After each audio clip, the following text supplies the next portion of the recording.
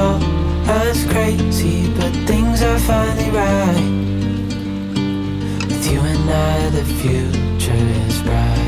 Hey guys, what's going on? We're currently experiencing some pretty major weather here in California. We had I would say, a significant storm move through. It started on Tuesday night and it's now Friday morning and it just stopped raining. The first night we got some pretty bad winds. The gusts were forecasted up to about 38 miles an hour, and we've had gusts that high before, and it's really never really hurt too much around here, but something was different on Tuesday night. At about 2 o'clock in the morning, we were woken up just by the sound of the wind moving through the ranch. And when I went out back to check on the dogs, just as I was emerging outside from our back door, I just heard this ripping and tearing and shredding, and the entire 16 by 20 foot tarp that covers our walk-in dog kennel just completely tore off and shredded. Of course, the dogs were freaked out, and we leave the door open at night so they can go in there as a way to just stay out of the rain and just to have a shelter. But yeah, they were pretty freaked out. What was left of the tarp was scattered all over the back area that we have back there, and we ended up having to improvise in the middle of the night and figure out how to calm our dogs down and just kind of make an assessment of the situation so that we could go back to bed. But that's, it's one more thing when you're kind of living in the boonies, so to speak. And it's what this episode's going to be about, just some of the weather that we get around here and what it's been like in the last 5 years. 2017. I don't know what we would do without four-wheel drive up here.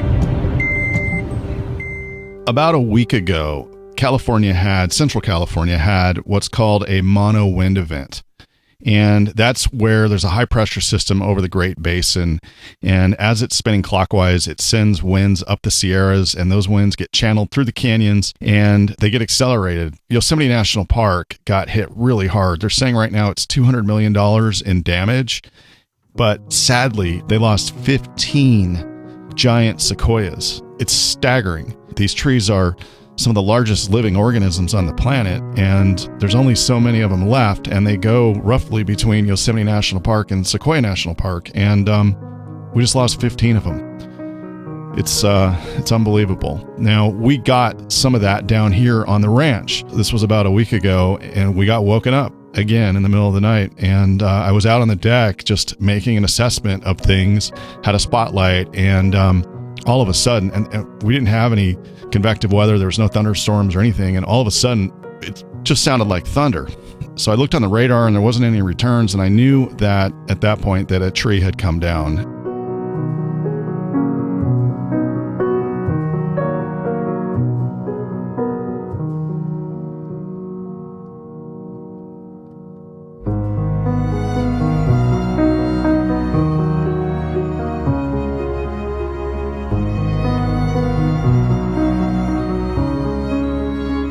I just didn't know which tree had come down. We do have several old, big pine trees on the property, and from the drought here in California, a couple of them have died. There was one that I was really worried about coming down.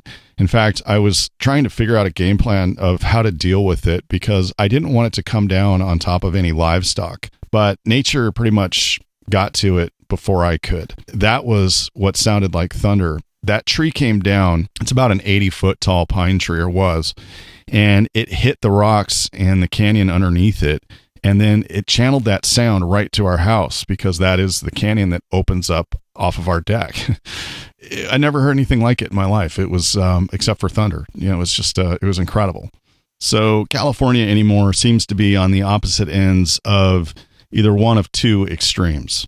Either we don't get any rain, which produces severe droughts and wildfires, devastating wildfires, or we get a lot of rain and that rain produces torrential downpours. There is a bright side on this, and that's that once spring comes around, the landscape just changes dramatically and becomes incredibly green and lush. And Central California in particular is known for its wildflowers. If you take the route from Fresno out to San Luis Obispo, you'll just see literally beautiful wildflowers. In heavy rain years, though, our local dam has to release water, which is something that is impressive to watch, but it does produce a lot of downstream flooding, which isn't good. Also, all of our local creeks and streams seem to just swell to capacity, and all of that produces a lot of mud flow. In the 2016-2017 season, we got over 2 feet of rain here at the ranch. It was unbelievable. Crazy. This is the most water we've had. And it's overwhelming our culverts.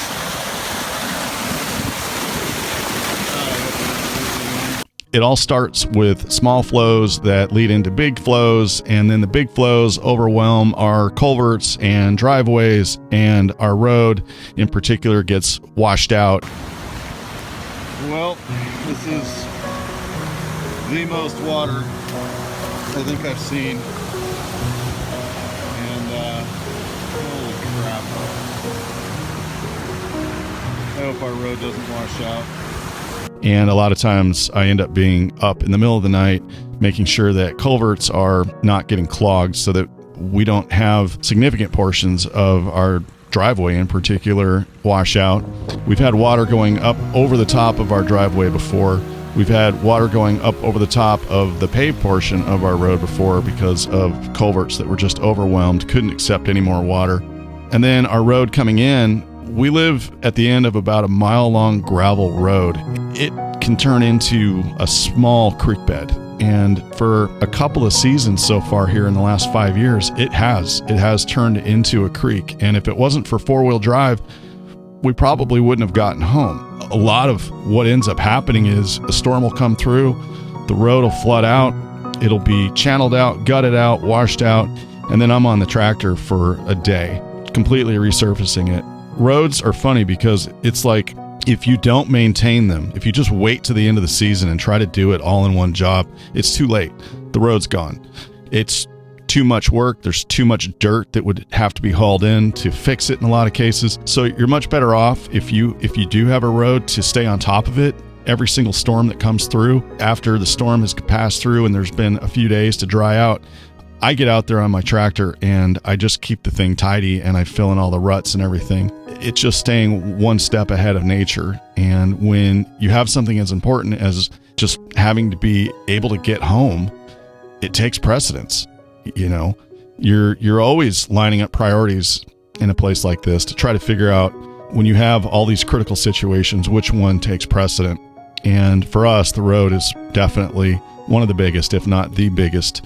So we just stay on top of it. We don't have a choice.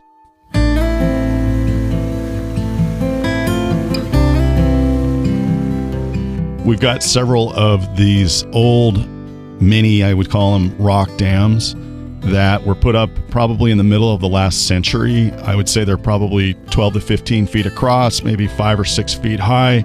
They were put up by the folks who used to live out here in the old days, we'll call them, as a means of trying to protect the same exact road that we use to get home on.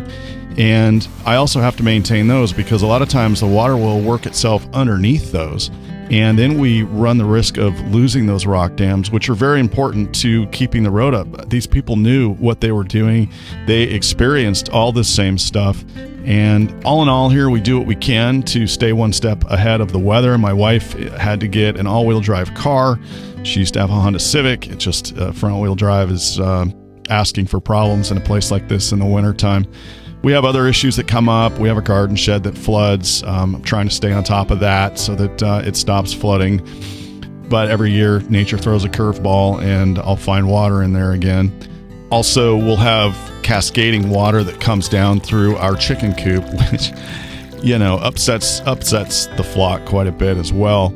And then, of course, every time I seem to trench for a new sprinkler line, you know, I say this in jest, but we'll get a major thunderstorm that comes through, and all of the dirt that went back in the trench to fill it in will just get completely cleared out. That's happened on more than one occasion.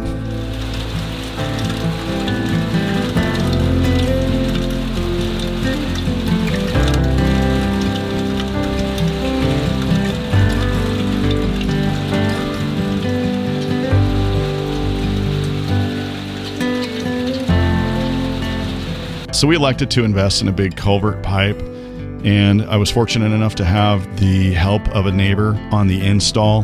We had to excavate quite a bit of dirt just to get the thing in. It's 20 feet long and 2 feet in diameter. So you can imagine the amount of dirt that had to be excavated with that.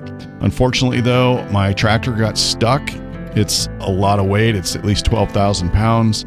And it blew a couple hoses. So again, it's just one more thing. I had to rush out, get new hoses made, but we eventually got the pipe in, not before the hole filled up with water though, but we got it in. So at the end of the day, we were driving on the road and life was good because we no longer had a creek bed that was what used to be a road. Between the two major storms last night and this morning. Sorry about that.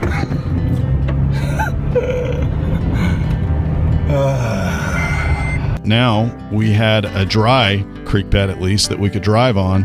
What's interesting is that when it's the middle of August and we've had maybe 2 weeks of 100-degree-plus Fahrenheit days, all we do is wish for rain. Then when we do get rain in some years, we feel like we really need to be careful what we wish for.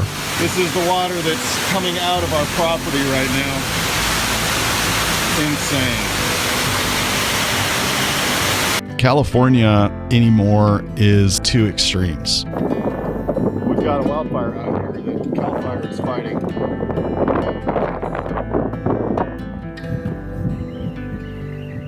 And of course the wind is blowing right this way, so I have been spraying down our house with a hose. It seems like it's either on fire or it's flooding. Not to be overly dramatic, but Johnny Carson actually said a line once in one of his famous monologues that I always remembered about California, and that was when he said, "At least the mudslides are putting out the wildfires." I don't think he could have been any more correct.